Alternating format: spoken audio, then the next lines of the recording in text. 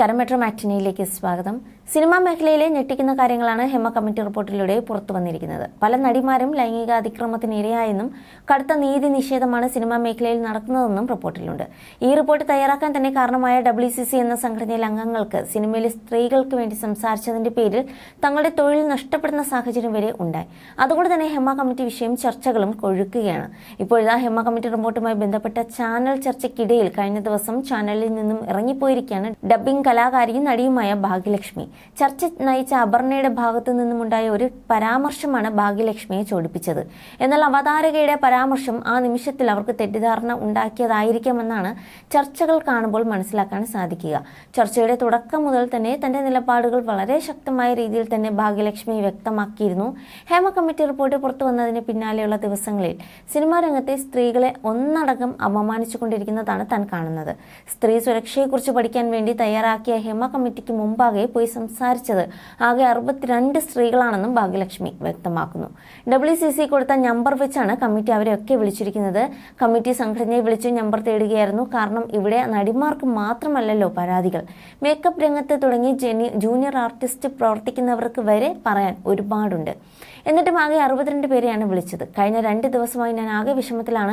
എന്താണ് സ്ക്രോളിംഗ് എഴുതി കാണിക്കുന്നത്? കൂടെ കിടന്നില്ലെങ്കിൽ അവസരങ്ങൾ ലഭിക്കില്ല എന്നാണ്.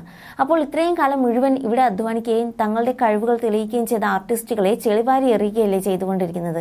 യഥാർത്ഥത്തിൽ സ്ത്രീകളെ സഹായിക്കുന്നതിന് പകരം സിനിമയിലെ സ്ത്രീകളെ അപമാനിക്കുന്ന ഒരു അവസ്ഥയിലേക്കാണ് കാര്യങ്ങൾ പോകുന്നതെന്നും ഭാഗ്യലക്ഷ്മി ചൂണ്ടിക്കാട്ടുകയായിരുന്നു. മൊഴി കൊടുത്ത 62 പേരിൽ സമീപകാല 15 വർഷത്തെ സ്ത്രീകൾ ആരുമില്ല. എല്ലാവരും അതിനു മുമ്പുള്ളവർ, അതായത് 25-30 വയസ്സിന് മുകളിലുള്ളവരാണ്.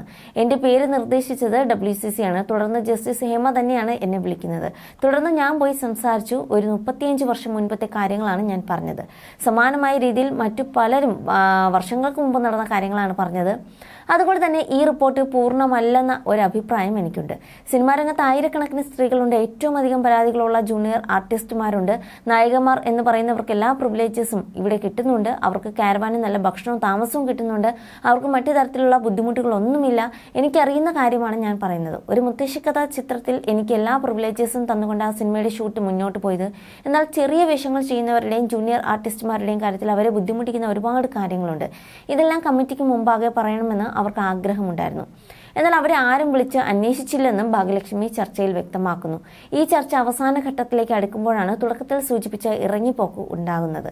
നടിക്കെതിരെ ദാരുണമായ ഒരു സംഭവം ഉണ്ടായപ്പോൾ ഞങ്ങൾ എല്ലാവരും അവളോടൊപ്പം നിൽക്കുകയും ഈ കേരളം മുഴുവൻ അവളോടൊപ്പം നിൽക്കുകയും ചെയ്തെന്നും എല്ലാവർക്കും അറിയാമെന്നും ഭാഗ്യലക്ഷ്മി പറഞ്ഞ് അവസാനിപ്പിക്കുന്നതിന് ഇടയിലായിരുന്നു അവതാരകയുടെ ഇടപെടൽ.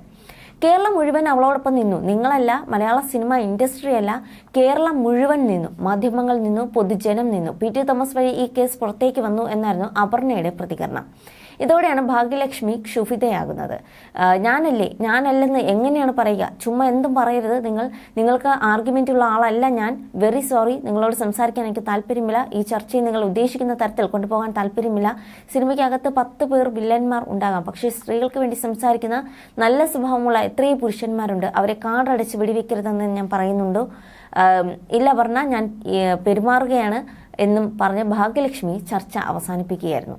അതേസമയം നിങ്ങൾ അല്ലെന്ന് ഉദ്ദേശിച്ചത് വ്യക്തിപരമായി ഭാഗ്യലക്ഷ്മി അല്ലെന്ന് അവതാരിക അപർണ വ്യക്തമാക്കുന്നുണ്ട്.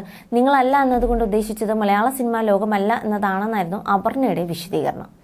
You're watching me on metromatney.com.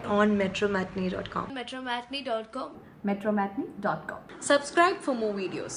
Subscribe for more videos. Subscribe here for more videos. Subscribe now. Thank you.